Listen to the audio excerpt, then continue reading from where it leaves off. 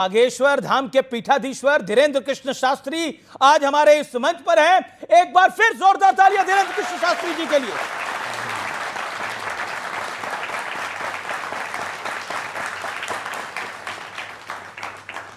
आज धीरेन्द्र कृष्ण शास्त्री जी हमारे साथ हैं, जनता हमारे साथ है और इस कार्यक्रम का नाम है सत्य, सनातन और विवाद। यह नाम आज हमने इसलिए दिया क्योंकि एक तरफ सनातन की ग्लोबल जय जयकार हो रही है और खुद धीरेन्द्र कृष्ण शास्त्री हाल ही में कई देशों में सनातन का डंका बजाकर लौटे हैं, लेकिन दूसरी तरफ एक के बाद एक कई विवाद भी सामने आ रहे हैं। एक तरफ पाकिस्तान कुछ करता है और दूसरी तरफ अमेरिका कुछ करता है।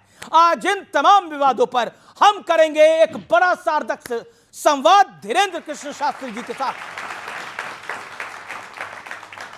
बाबा राम राम। राम राम, जय श्री राम। कैसे हैं आप? बड़े लंबे वक्त बाद आपसे ऑन कैमरा मुलाकात हो रही है। हाँ, कैसे हैं आप? कुशल मंगल हैं? हनुमान जी की बहुत कृपा है, जी रहे हैं। भगवान जहाँ जहाँ डुलवा रहे हैं तो डोल रहे हैं। तो भगवान की तो कृपा है आप पे और देश पे भी भगवान की कृपा होनी चाहिए, लेकिन आजकल कई विवाद भी भगवान की कृपा से बड़े फल फूल रहे हैं। मैं एक एक करके शुरू करूंगा, लेकिन शुरुआत मैं करता हूं। आप हिंदुओं को एकजुट करने की बात करते हैं, लेकिन यहां तो साधु संत ही नहीं एक रह पा रहे हैं। विवाद फल फूल रहे हैं, कुछ फल फूल में पानी पौधा आप लगा देते हैं। मेरा काम तो खबर दिखाना है बाबा। तो विवाद देखिए, दुनिया में हमेशा से ही बहुत पूर्व काल से देवताओं में भी मत्सर रहा। एक होता मच्छर, एक होता मत्सर जी। मच्छर बाहर से काटता है, मत्सर अंदर से काटता है। मत्सर का मतलब होता है कि अपने अंदर दूसरों को बढ़ते हुए देख करके जी जलन पैदा होना, इसका नाम है मत्सर।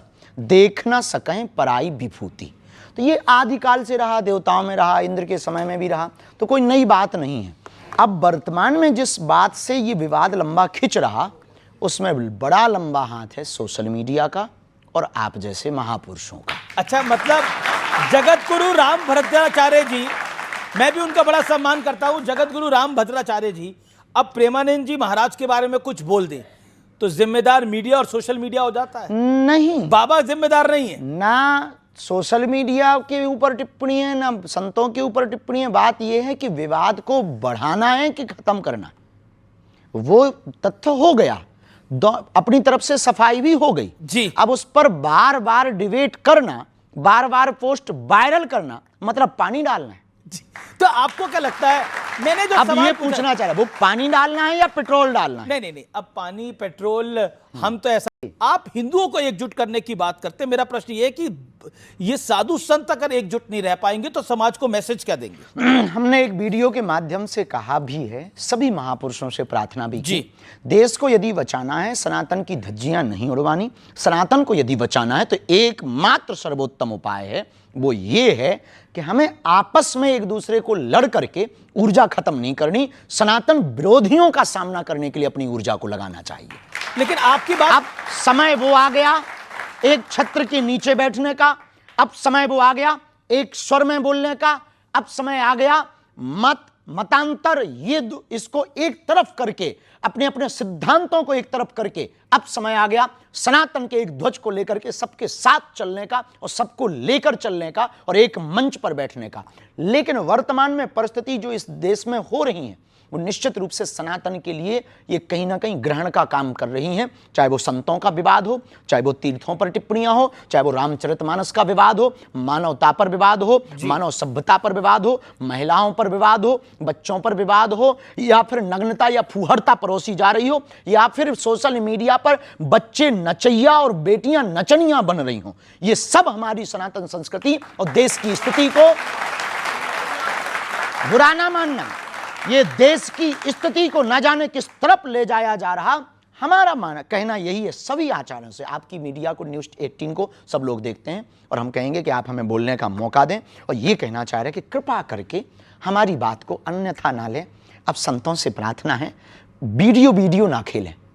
यदि लड़नी है तो एक बंद कमरे में एक दिन बैठ लें और जो होना हो सो हो जाए। वीडियो खेल करके दूसरों को उंगली उठाने का मौका ना दिया जाए। जी, आपने एक अच्छी बात करी कि सनातन की बात करनी चाहिए, लेकिन आपकी सलाह कोई मानेगा? आपको लगता है देखिए, आपकी एडवाइस को कोई सीरियसली लेगा?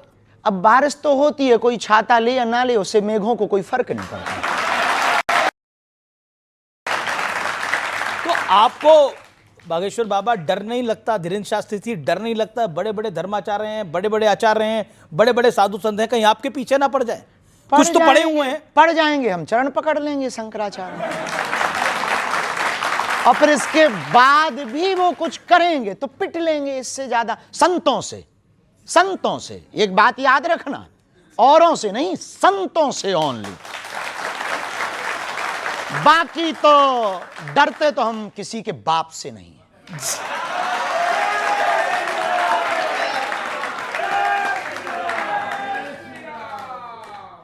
आपने पहले भी मेरे एक साक्षात्कार में बोला था, एक इंटरव्यू में बोला था कि आप डरते तो किसी के बाप से नहीं। क्यों डरे भाई? हमने कहा उसे कर्जा ले रखोगा? हमने किसी से कर्जा नहीं लिया, किसी की बहन बेटी के साथ गलत नहीं किया। देश के लिए जी रहे, देश के लिए मर रहे, राष्ट्र के लिए कार्य कर रहे, बेटियों का विवाह करवा रहे, भंडारा करवा रहे, हॉस्पिटल के लिए पुरुषार्थ कर रहे, कथा से लोगों के जीवन बदलने का प्रयत्न कर रहे, जन चेतना जागृति की पदयात्रा कर रहे, वैचारिक क्रांति कर रहे। अब हमने लूटा है किसी को हमने पकड़ा है या किसी को छेड़ा है, या हमने तुम्हारे आपके इस जो मीडिया का जो भी जिसका हो इस पर कब्जा किया हो, तब डरे हम। देखिए,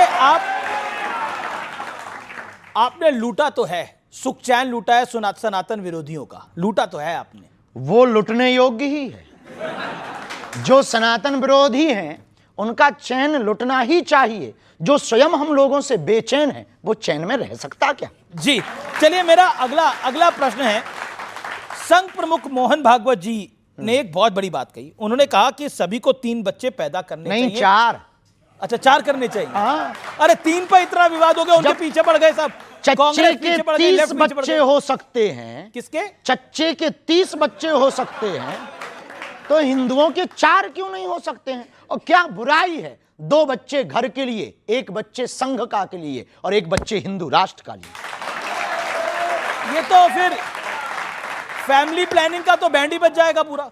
है जी, फैमिली प्लानिंग का तो बैंड ही बच जाएगा। जब उनके 12-12 बच्चे खा पी लेते भगवान की कृपा से, तो 4 नहीं पाल पाओगे? तो कहा जाता था हम 2, हमारे 2, कॉन्सेप्ट बदल गया है अब पूरा। नहीं, अब तो उल्टा जमाना आ गया। ना बच्चे, जीवन कटे अच्छे। जी, आजकल तो बड़ा उल्टा जमाना आ गया है। आपको लगता है बच्चे होने चाहिए? बिल्कुल होने चाहिए, और 4 होने चाहिए, हमने बोला नहीं है। बच्चे पसंद है आपको? भाई बच्चे किसको? बच्चे तो भगवान का रूप होते हैं। कौन ऐसा है जो बच्चों से विरोध रखता हो या ईर्ष्या रखता हो?